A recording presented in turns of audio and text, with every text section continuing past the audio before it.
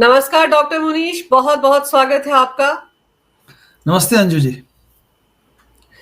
Doctor साहब, ये बताइए कि ये जो सौरभ भारद्वाज के घर आज सुबह सुबह ईडी के छापे पड़े हैं, बड़ा बवाल मचा हुआ है आम आदमी पार्टी में। ये कहा जा रहा है कि ये उस वक्त का मामला है जब वो स्वास्थ्य मंत्री भी नहीं थे, उनको फंसाया जा रहा है क्योंकि पीएम की डिग्री पर सवाल पूछ लिए आम आदमी पार्टी के नेताओं ने। आप इस घोटाले को किस तरह से देखते हैं? बड़ा लेजिटिमेट ये घोटाला है जिसकी पूरी जांच होनी चाहिए, क्योंकि कोई पॉलिटिकल मुद्दा नहीं है। दिल्ली में 2018 और 19 में जब सत्येंद्र जैन हेल्थ मिनिस्टर थे, जो कि बाद में तिहाड़ जेल की हवा खाने चले गए, तब उन्होंने 6,000 करोड़, लगभग 6,000 करोड़ उन्होंने एलोकेट किए हेल्थ डिपार्टमेंट ने कि 24 अस्पतालों का निर्माण किया जाएगा, कंस्ट्रक्शन किया जाएगा। अब उसका जब समझ नहीं आएगा कि उस पैसे का अल्टीमेटली क्या हुआ, वो पैसा हवाला में चला गया, कौन खा पी गया उस पैसे को, क्योंकि हॉस्पिटल्स तो बने नहीं, बिल्डिंगें बनी नहीं, तो उसकी जांच कहाँ होगी? हेल्थ डिपार्टमेंट में जाके ही तो जांच होगी उसकी। तो हेल्थ मिनिस्टर जो भी थे उस वक्त, बाद में, बट फाइलें तो हेल्थ डिपार्टमेंट में मिलेंगी।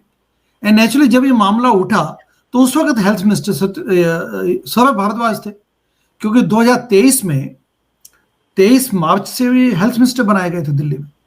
तो इसमें तो बड़ी लेजिटिमेट बात है कि जहां पे एविडेंस होगा वहीं पे जाके तो ठिकानों पे, उन ठिकानों पे तो अल्टीमेटली किया जाएगा।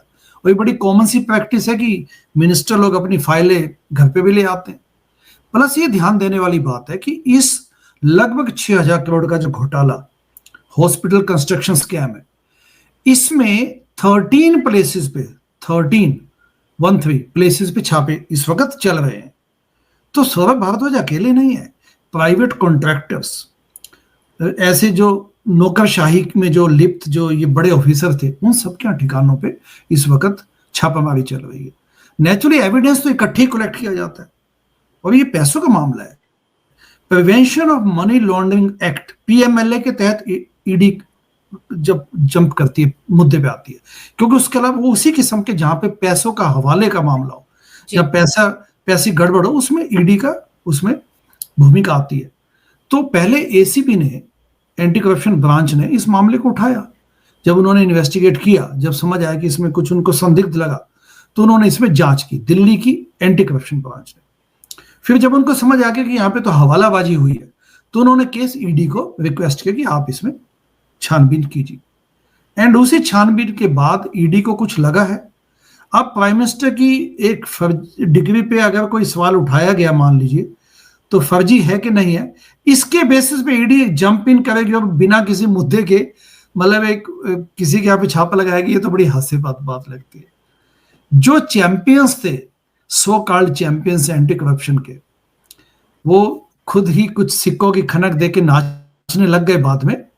तो उसमें केजरीवाल भी हैं, आपके अरविंद केजरीवाल के अलावा मनीष सिसोदिया, जिन्होंने बड़े एक दुर्भाग्यपूर्ण बयान दिया अभी, फिर संजय सिंह, ये सब इन्होंने पिछले 10 सालों में किया क्या है? इन्होंने हवालाबाजी की है, पैसों का मामला इन्होंने।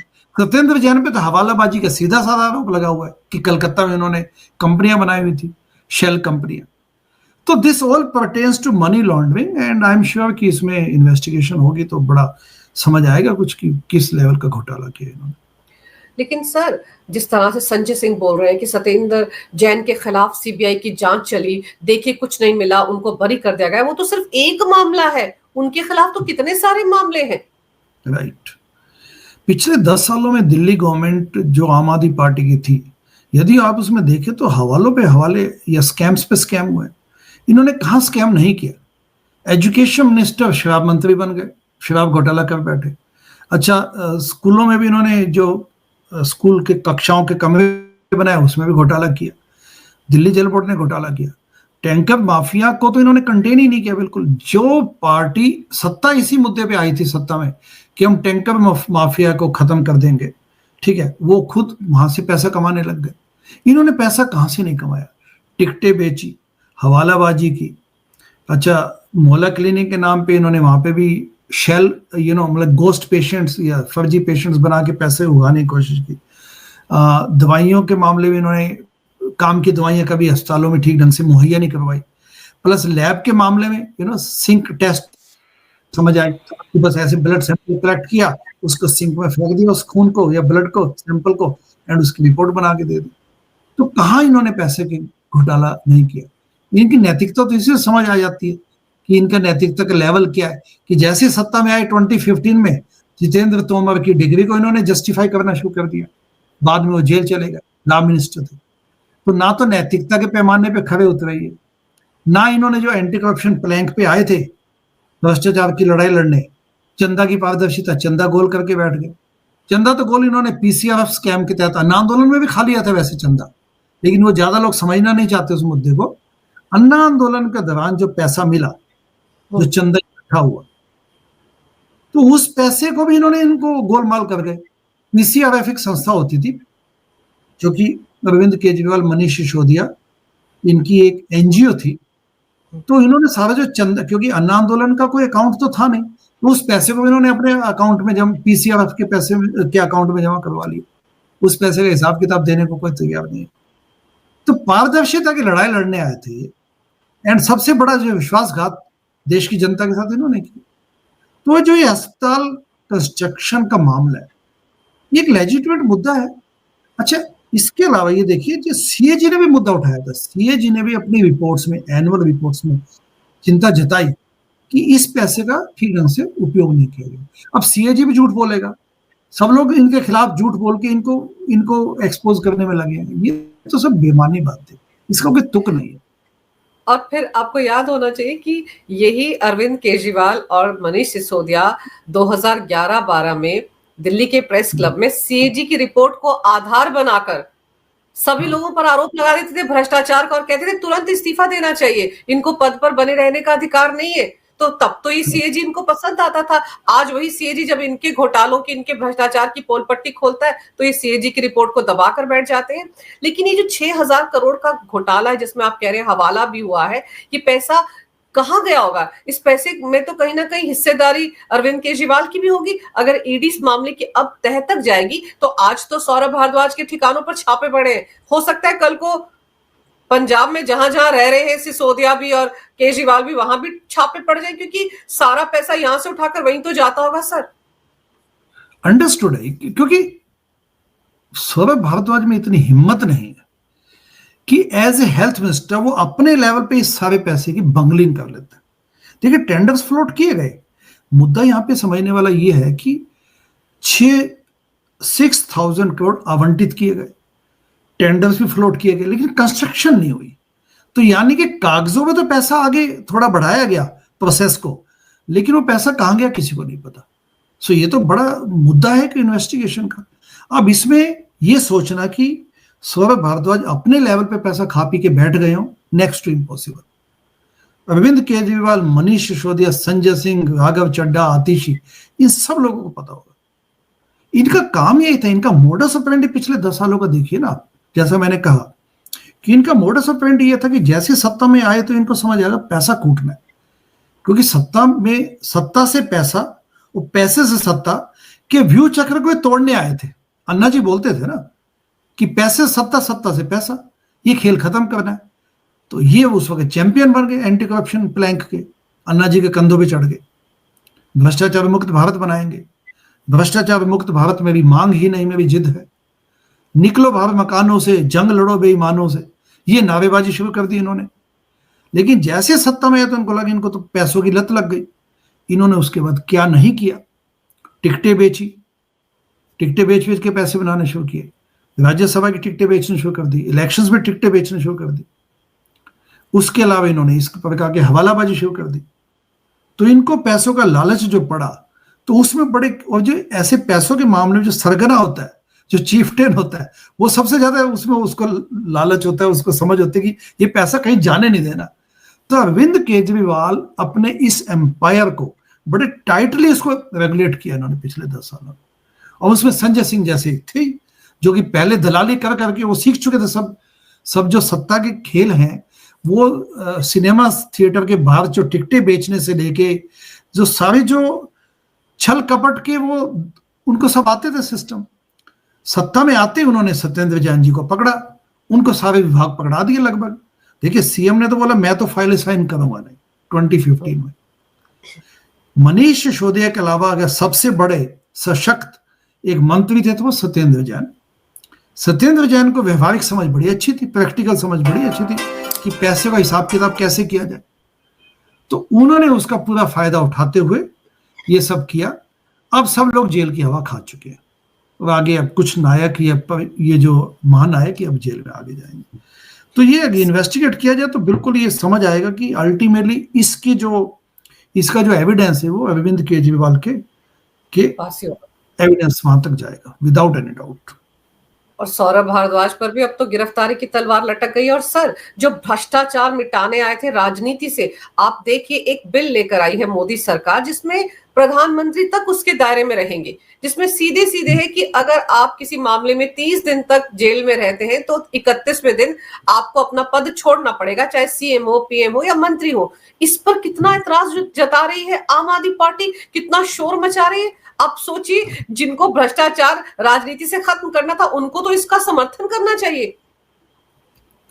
ऐसी पार्टी यानी कि आम आदमी पार्टी जिसकी टैगलाइन आज भी, दुर्भाग्यवश टैगलाइन आज भी ये लिखी हुई है कि भ्रष्टाचार मुक्त भारत मेरी मांग ही नहीं मेरी जिद है, उसको तो इस बिल का खुलेआम स्वागत करना चाहिए था कि यस वी नीड इट।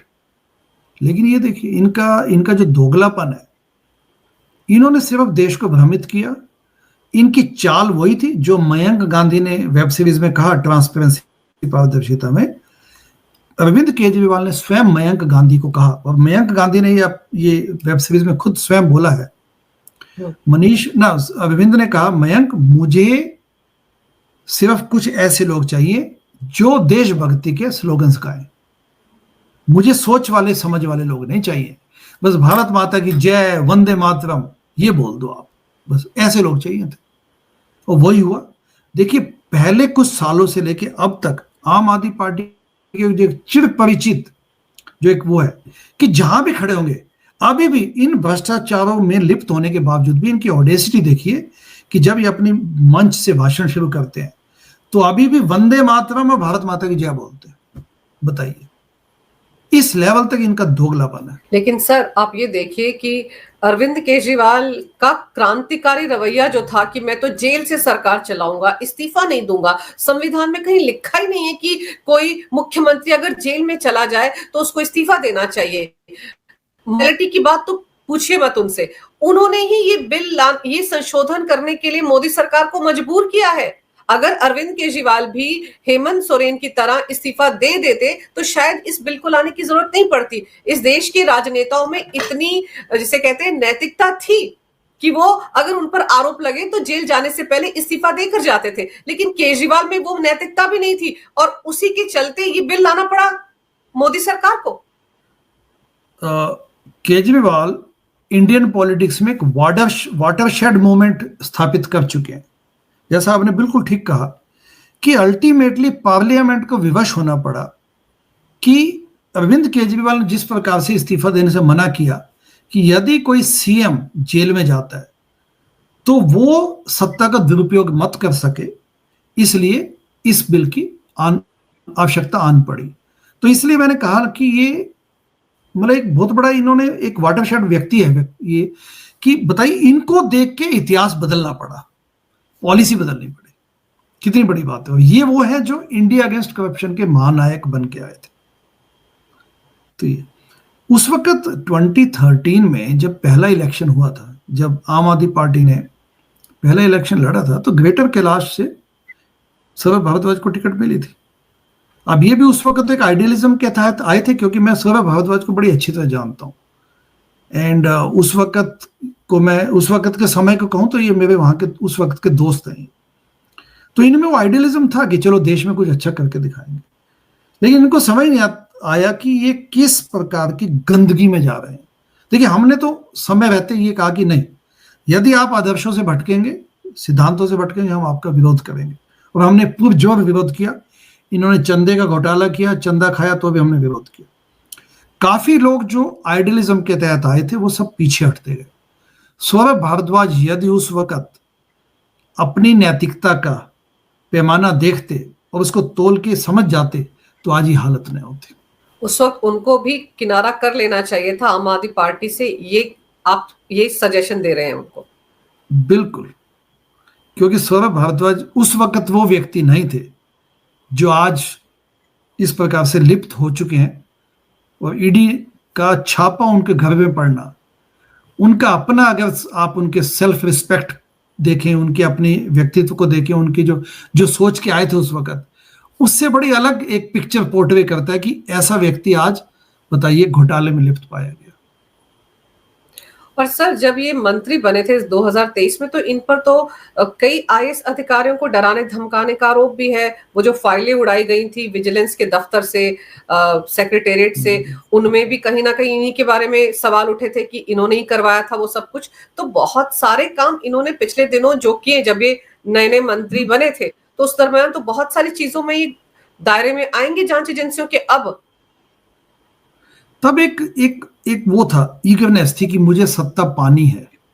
देखिए 2013 में जब ये चुनाव जीते तो कांग्रेस की मदद से जो सत्ता में आई ये लोग, आम आदमी पार्टी वाले, 49 डेज की गवर्नमेंट में he was law minister and उस sorry transport minister. Somnath Bharti law minister थे and he was transport minister. उसके बाद इनको सत्ता से दूर कर दिया गया, क्योंकि अगला जब चुनाव जीते 67 सीटों वाला, जिसमें 67 सीटें मिली, तो अरविंद केजरीवाल को समझ आ गया था कि ज्यादा पढ़े लिखे लोगों को लेने की आवश्यकता नहीं है। तो उन्होंने सोमनाथ भारती और सौरभ भारद्वाज को साइडलाइन किया। उसके बाद 2017 में 2 साल बाद इनको स्पोक्स पर्सन नियुक्त किया गया। Otherwise he was just merely N MLA greater Kailash से, एंड सत्ता के सुख से वो दूर थे। तो स्पोक्स पर्सन नियुक्त किया गया। अब इनको ईगरनेस थी कि मुझे अपने आका को खुश करना है, तो नेचुरली उसके लिए जो भी बयानबाजी देनी पड़ी, तो उसमें वो आगे बढ़ते गए। वो भूलते गए कि इस दलदल में वो जाके फंसेंगे, एंड केजरीवाल तो फंसेगा लेकिन आपको भी फंसा देगा साथ में। And that is precisely what happened, कि केजरीवाल ने जो ये एक व्यू रचना की पैसा खाने की, जिसमें संजय सिंह जैसे अनैतिक लोग बैठे थे, तो उसमें ये भी आते गए और फंसते गए। ईवीएम का मुद्दा इन्होंने उठाया, ईवीएम को इन्होंने चैलेंज किया। याद कीजिए सर, एक ईवीएम कहीं से ले आए थे और दिल्ली विधानसभा के अंदर डेमोन्स्ट्रेट किया था, ऐसे वोट की चोरी होती है। और जब चुनाव आयोग ने कहा था कि आइए हमारी ईवीएम को हैक करके दिखाइए, तो गायब हो गए थे सौरभ भारद्वाज। इस सवाल का जवाब भी नहीं दे पाए थे कि ईवीएम इनको मिली कहां से, जिसको वो हैक करके दिखा रहे थे विधानसभा में लाइव। हाँ एग्जैक्टली। तो ये एक पढ़े लिखे एक व्यक्ति से आपको उम्मीद नहीं होती कि वो इस प्रकार की घटिया हरकतों में घुसेगा।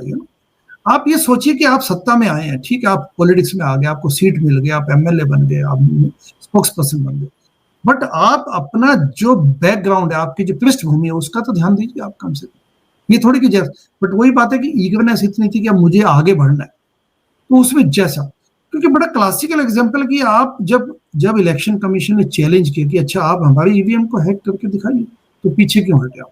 क्योंकि आपने तो वो एज ए पढ़े लिखे टेक्नोक्रेट आपने देख लिया कि इसमें गड़बड़ है, तो आप बताइए ईवीएम में असली, आप अपनी मशीन पे करके कुछ भी दिखा दें, वो कहें कि this is the truth, that doesn't cut the ice ना। आपको तो बताना पड़ेगा कि मामला क्या है। सर, इस मामले में आपको लगता है कि उस वक्त की मुख्यमंत्री आतिशी का नंबर भी लगेगा? देखिए आतिशी अकेली ऐसी इस वक्त एक चंद एमएलए में से एक ऐसी प्रोमिनेंट महिला है जिनका जेल जाना अभी बाकी है। इनका जेल जाना इसलिए आवश्यक है कि इन्होंने जिस प्रकार से एक भूमिका निभाई है पिछले कुछ सालों में, वो ना तो इनके बैकग्राउंड से मतलब मैच करती है, और इन्होंने भी सत्ता की जो भूख दिखाई, लगातार कुछ भी करने को तैयार थी, और जो नाटकबाजी की, जो प्रपंच रचा इन्होंने, एक खाली कुर्सी लेके बैठ गई अरविंद केजरीवाल के लिए, तो इस किस्म के जो नाटक किए, आप सत्ता में इसलिए नहीं आए थे, आप सत्ता में आए थे कुछ ठीक काम करने के लिए, जनता की सुविधाओं के लिए।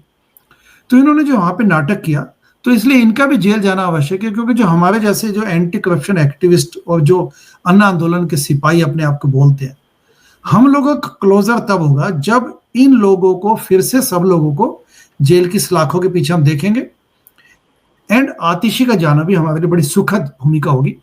इसलिए नहीं कि कोई पर्सनल एजेंडा है हमारा, हमारा बड़ी सीधी सी भूमिका है, हमारा बड़ा सीधा सा स्टैंड है कि एंटी करप्शन के नाम पे, इस प्लैंक के नाम पे, इस मूवमेंट के साथ जिसने भी खिलवाड़ किया उसको जेल जाना चाहिए। तो सर अभी आतिशी तो का नंबर पंजाब अभी बाकी है। सर जी, अभी तो पंजाब में देखिए किस तरह की बयानबाजी सिसोदिया कर रहे हैं कि साम दाम दंड भेद, जो कुछ करना पड़े, झूठ बोलना पड़े, फरेब करना पड़े, दंगे करवाने पड़े, सब करवाओ, लेकिन 2027 का विधानसभा चुनाव हमको हर हाल में जीतना है। ये सोच लेकर वहां पर प्रभारी बने हुए हैं सिसोदिया। तो आप सोचिए क्या कुछ होने वाला है पंजाब में आने वाले दिनों में। अभी जो हाल ही में मनीष सिसोदिया ने 2025 में, यानी कि अभी चंद दिन पहले, ये बयान दिया कि कुछ भी शाम दाम दंड भेद सत्ता हासिल करेंगे। मैं आपको इसी मनीष सिसोदिया को 2014 में लेके चलता हूं, 2014 में। सुबह 4 AM मैं, मनीष सिसोदिया एवं राघव चड्ढा, हम लोग मनीष सिसोदिया के यहां से निकले इनोवा में चंडीगढ़ के लिए, क्योंकि 1 बजे चंडीगढ़ प्रेस क्लब में गुलपनाग को लोकसभा इलेक्शन के लिए कैंडिडेट अनाउंस किया जाना है। मैं चंडीगढ़ का प्रभारी था उन दिनों, मैं चंडीगढ़ में ही था लेकिन दिल्ली आया हुआ था 2 दिन के लिए। तो मनीष ने कहा कि अपने को चलना है सुबह 4 AM we have to go and जाके आज 1 बजे अपने को करना है। वो पिछले दिन हमारी बात हो गई थी। हम लोग 9, साढ़े 9 बजे पहुंचते हैं चंडीगढ़। वहां पे आम आदमी पार्टी के वॉलंटियर्स की मीटिंग है। इलेक्शंस अभी होने वाले हैं थोड़े दिनों बाद, लोकसभा 2014 की बात कर रहा हूं। तो सबसे पहले मीटिंग हुई आम आदमी पार्टी के ऑफिस में, जहां पे वॉलंटियर्स बैठे हैं।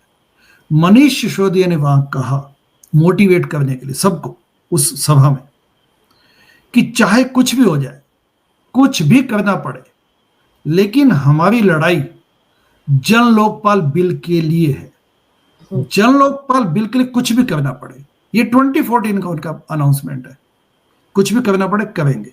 और आज 2025 में, 2025 में कहते हैं कुछ भी हो जाए, सत्ता से निकले मत, उसके लिए हम कुछ भी करने को तैयार है। तो आप समझ सकते हैं किस किस्म के इनका जो डाउनग्रेडेशन हुआ है, जो इन्होंने डिग्रेडेशन किया अपने अपने वैल्यूज का, वो देश के साथ जो खिलवाड़ किया, देश की जनता इनको कभी माफ नहीं करेगी। सर केजरीवाल तो अपने लिए अदालत पहुंचे हुए हैं कि उनको सरकारी बंगला चाहिए। अब वो 2-4 कमरे वाले फ्लैट में नहीं रह सकते। यहाँ पर दिल्ली में तो उन्होंने आम आदमी पार्टी के सांसद के बंगले पर कब्जा किया हुआ है। पंजाब में भी वीआईपी ट्रीटमेंट मिल रहा है, वहां पर भी वो प्रॉक्सी सीएम बनकर घूम रहे हैं। आप देखिए किस तरह के वीडियो आते हैं, आगे वो चल रहे होते हैं, अधिकारी उनको रिपोर्ट करते हैं। भगवंत मान तो नाम के सीएम है। 2025 में, आज से 6 महीने पहले दिल्ली में इलेक्शन हुए, फरवरी में इलेक्शन, नई दिल्ली विधानसभा से अरविंद केजरीवाल डिफीट हो गए। मैं भी वहां से चुनाव लड़ा और मुझे खुशी है कि उनकी डिफीट में हमने भी अपनी भूमिका निभाई। अब उसके बाद उन्होंने दिल्ली को छोड़ दिया। अरविंद केजरीवाल ने दिल्ली को अबेंडन कर दिया। पंजाब में सत्ता सुख भोगने चले गए, लेकिन बीच में वापस आए। अपनी बिटिया की शादी दिल्ली के एक आलीशान 5 स्टार होटल में की, 15 करोड़ रुपए खर्च किए। लेकिन नई दिल्ली विधानसभा में था वो होटल, क्योंकि कनॉट प्लेस नई दिल्ली विधानसभा में आता। तो ली मेरिडियन में उन्होंने शादी की अपनी बेटी की, तब वहां पे आ गए। लेकिन नई दिल्ली विधानसभा की जनता के लिए उन्होंने कुछ नहीं किया, उनको अपना मुंह नहीं दिखाया। And then again back to Chandigarh. अब उसके बाद इस प्रकार की बातें बोलना। अच्छा, अब जब आपको दिल्ली में स्थान मिल गया, आपने जब राज्यसभा की टिकटें बेची, तो पंजाब के एक राज्यसभा के एमपी ने आपको अपना बंगला दे दिया नॉर्थ एवेन्यू के पास, कि ठीक है आप मेरे बंगले में रहिए। अब उसके बाद दिल्ली से आप गायब हैं। दिल्ली की जनता से कोई लेना देना नहीं है आपको, दिल्ली के मुद्दों से कोई लेना देना नहीं। आप किस मुंह से, किस नैतिकता से आप अपना आवास मांगते हैं, बताइए। सर इससे साफ पता चलता है ना कि वो जो शख्स कहता था कि मुझे ना गाड़ी चाहिए ना बंगला चाहिए, 2-4 कमरों में के फ्लैट से मेरा गुजारा हो जाएगा, उसका गुजारा नहीं हो पा रहा है। तो अभी उनको लग रहा है कि शायद अदालत जाएंगे, वहां से ऑर्डर पास हो जाए कि पूर्व मुख्यमंत्री है तो शायद इनके लिए कोई कानून बन जाए कि उनको बंगला मिल जाए। इस जुगाड़ में लगे हुए हैं। लेकिन जो कुछ पंजाब में इस वक्त हो रहा है, आपको लगता है पंजाब में ये रिपीट हो पाएंगे? और वैसे भी राज्यसभा की सीट जो खाली करवाई थी इन्होंने अपने लिए, अभी तक उसके ऊपर कोई नाम का ऐलान नहीं किया गया है। पंजाब में तो इनका आना लगभग नामुमकिन है, क्योंकि पंजाब में यदि आप 3 सालों में देखें तो पंजाब में भगवंत मान की गवर्नमेंट ने भ्रष्टाचार पे कोई काबू नहीं किया। वहां पे ड्रग्स एवं दारू, उनके घोटाले वैसे की वैसे। वहां पे तो ड्रग्स का जाल बिछा हुआ है, शराब का भी वहां पे जाल बिछा हुआ है। प्लस जो सैंड होती है, सैंड माफिया, ड्रग माफिया, शराब माफिया, सब लोग वहां पे फल फूल रहे हैं। ये खुद क्योंकि किसान वहां पे काफी, मतलब वहां बहुत बड़ा अनाज की उपज है, तो उनसे वो बोरियां मांगते हैं कि आप मतलब 100 में से एक एक या दो बोरी हमारे पास भेजिए। पैसा कूटने में लगे हुए हैं लोग, जनता वहां परेशान है। तो इन्होंने जो कहा वो तो बिल्कुल भी नहीं किया। और सारा इनका जो जो लोग हैं वहां जाके बैठ गए हैं। इस वक्त वो कोशिश में है कि किस प्रकार से हम पैसा कूट के सत्ता में वापसी लाने की कोशिश की जाए, बट इनको कोई सफलता नहीं मिलने वाली, क्योंकि जनता ने इनको एक मौका दिया था, पंजाब की जनता ने, ये सोच के कि चलो हमने अकालियों को भी देख लिया, कांग्रेसियों को भी देख लिया, तो अब एक नई एक पार्टी को मौका देते हैं कि ताकि वो कुछ अलग, शायद कुछ अलग करके दिखाएंगे। और पंजाब की जनता बड़ी बहादुर कौम है वहां पे, तो एक बार वो खुंदक खा गए इनसे, जो कि हो चुका है ये, तो अंडरस्टूड है कि उनको वापसी नहीं आने वाली उनकी। सर, पंजाब की राह तो मुश्किल है ही, लेकिन फिलहाल तो ये है कि जो 6,000 करोड़ का घोटाला है हॉस्पिटल कंस्ट्रक्शन का, इसकी आंच भी केजरीवाल और सिसोदिया तक और सत्येंद्र जैन तक पहुंचेगी।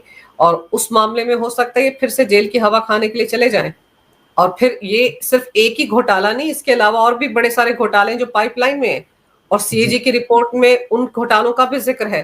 तो चलिए देखते हैं आगे चलकर ईडी की तरफ से क्या कार्रवाई होती है, और ये सौरभ भारद्वाज कब तिहाड़ जेल पहुंचते हैं, क्योंकि यही सौरभ भारद्वाज है जो कहते थे कि तिहाड़ जेल में बड़े मजे हैं, हमारी सरकार है, किसी को कोई दिक्कत नहीं होने वाली, कौन कौन जेल जाने को तैयार है। तो अब तो लगता है उनकी खुद की भी तैयारी हो गई है और तिहाड़ जेल में वो मजे ही करेंगे शायद। आपने सर समय निकाला, बहुत ही अहम जानकारी मेरे दर्शकों को दी, आपका बहुत बहुत धन्यवाद। नमस्कार। थैंक्स संजय जी।